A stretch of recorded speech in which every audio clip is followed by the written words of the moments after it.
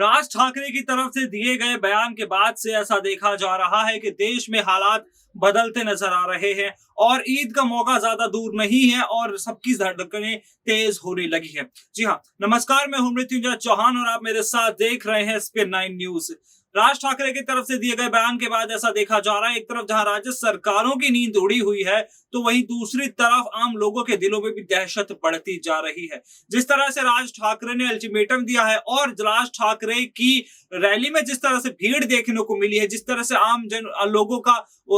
जिस तरह से वहां पर आम लोगों की भीड़ देखने को मिली, एक जन सैलाब वहां पर देखने को मिला, उसे देखकर तो ये लग रहा है कि हो सकता है राज ठाकरे कोई बहुत बड़ा कदम उठाने वाले हैं। जिस तरह से राज ठाकरे ने 4 मई तक का अल्टीमेटम दे दिया है, 4 मई को उन्होंने कहा है कि अगर मस्जिदों के ऊपर से लाउड स्पीकर नहीं हटाए गए तो वो दुगनी तेज आवाज में, चौगुनी तेज आवाज में वहां लाउड स्पीकर पर हनुमान चालीसा बजवाएंगे। इसी के साथ साथ उन्होंने अपनी रैली में कई बड़ी बातें कही थी, एक एक करके सब पे बात करेंगे, लेकिन सबसे पहले अपनी रैली में जिस तरह से औरंगाबाद में उनकी रैली को आयोजित किया गया था, वहां पर बहुत सारी भीड़ देखने को मिली और उसको लेकर भी उन्हें नोटिस दे दिया गया। ऐसा देखा गया कि राज ठाकरे ने उसमें कई बड़े मुद्दे उठाए, स्पेशली अगर देखा जाए तो उन्होंने लाउड स्पीकर को लेकर के कई बड़ी बातें कही,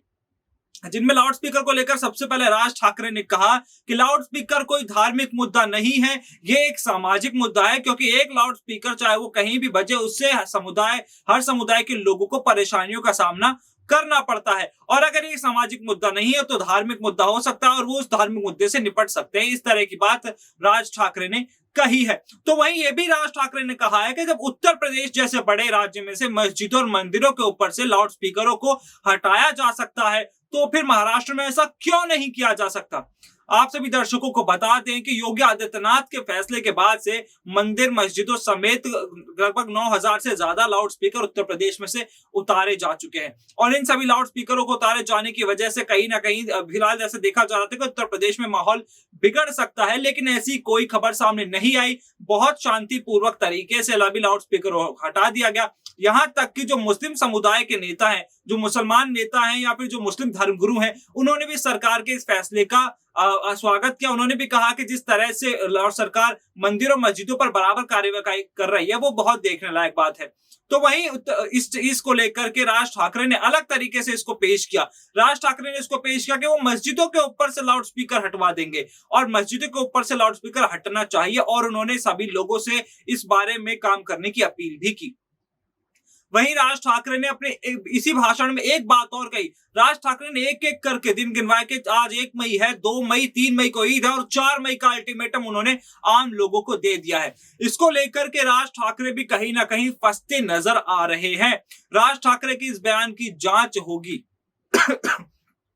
माफ कीजिएगा, राज ठाकरे के इस बयान की जांच होनी शुरू हो चुकी है और ऐसा देखा जा रहा है कि राज ठाकरे के इस बयान के चलते कहीं ना कहीं राज ठाकरे खुद फंसते भी नजर आ रहे हैं। वहीं राज ठाकरे उसके बाद एक पोस्टर लगवा देते हैं और उस पोस्टर में वो साफ तौर पर कहते हैं कि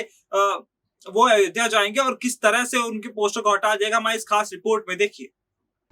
राज ठाकरे की तरफ से एक तरफ जहां ऐलान कर दिया गया है अयोध्या जाने का, तो वहीं उन्होंने पोस्टर भी पूरे महाराष्ट्र में लगवा दिए कि वो महाराष्ट्र नवनिर्माण सेना के साथ अयोध्या ज़रूर जाएंगे। तो वहीं उनके इन पोस्टरों पर कार्रवाई करते हुए उनको पोस्टरों को हटवा दिया गया है। जी हाँ, राज ठाकरे की वजह से एक तरफ जहाँ सियासत तो गरमाई ही हुई है तो वहीं ये भी देखा जा रहा है कि राज ठाकरे के लगवाए पोस्टर को हटवा दिया गया है। तो वहीं दूसरी तरफ देश में नवनीत राणा के मुद्दा भी ठंडा भी नहीं हुआ है। नवनीत राणा के मुद्दे को लेकर राज ठाकरे लगातार जिस तरह से उद्धव सरकार पर हमलावर थे,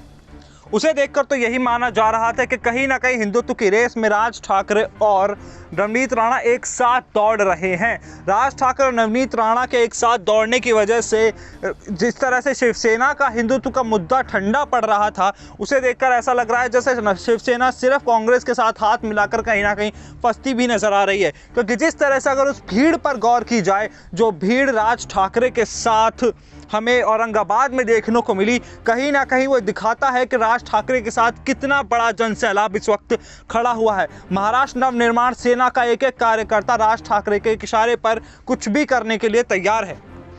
उत्तर प्रदेश की राजनीति हो चाहे महाराष्ट्र की राजनीति, हिंदुत्व का मुद्दा तो दोनों में ही गरमाया रहता है। एक तरफ योगी तो एक तरफ राज ठाकरे की जो छवि इस वक्त हिंदुत्व के सबसे बड़े नेताओं के तौर पर देश में बनी हुई है, उसका फायदा राज ठाकरे उठाने की पूरी कोशिश कर रहे हैं। तो वहीं पर्दे के पीछे से बीजेपी भी इस मौके का पूरा फायदा उठाना चाहती है, जहां बीजेपी साफ कर चुकी है कि जिस तरह से बीजेपी इस वक्त राज ठाकरे का साथ दे रही है, जिस तरह से हर मोर्चे पर बीजेपी के नेता राज ठाकरे से मुलाकात करने के लिए पहुंच जाते हैं, तो वो ये बताता है कि उद्धव सरकार के खिलाफ कहीं ना कहीं बीजेपी कोई ना कोई षड्यंत्र जरूर रच रही है। एक तरफ जहां कुछ वक्त पहले आपको याद दिला दें कि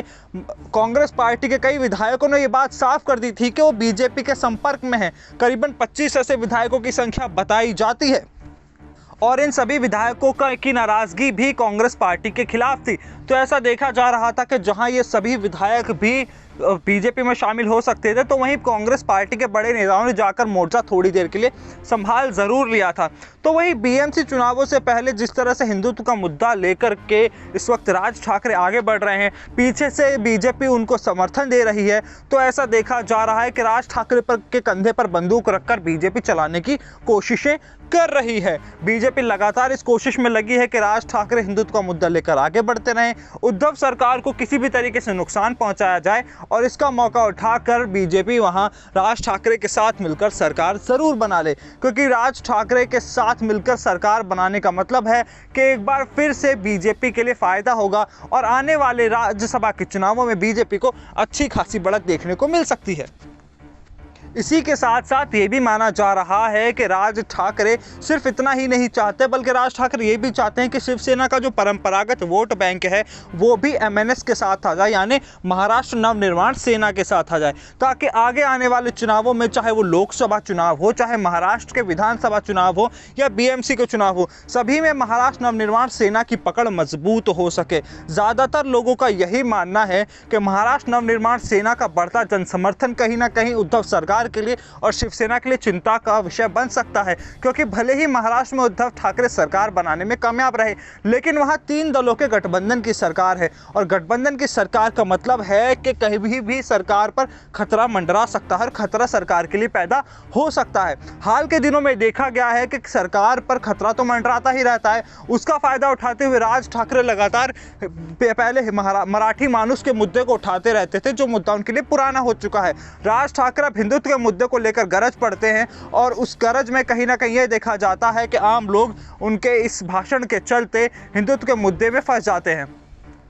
तो देखना ही दिलचस्प होगा कि 3 मई का अल्टीमेटम जो दिया था, 3 मई को ईद है और 4 मई को किस तरह से राज ठाकरे पूरे देश में क्या सच में इस तरह की बात जो कर रहे हैं उसको कर सकते हैं, या फिर अभी फिलहाल मामला ठंडे बस्ते में जा सकता है। राज ठाकरे का तो सीधे तौर पर कहना है कि वो हनुमान चालीसा बजवाएंगे, लेकिन क्या इससे देश का माहौल खराब नहीं होगा? लेकिन क्या इससे देश में सांप्रदायिक हिंसा नहीं फैलेगी? क्योंकि पहले भी उनके बयानों के चलते देखा गया है कि देश के लोगों में, मुसलमान समुदाय में खास करके गुस्सा या नाराजगी थी और राज ठाकरे के इन बयानों के खिलाफ उन पर कोई कार्रवाई भी नहीं की गई है। ना उद्धव सरकार की तरफ से कोई कार्रवाई की गई है, ना इस पर केंद्र सरकार की तरफ से कोई बड़ा बयान सामने आया है।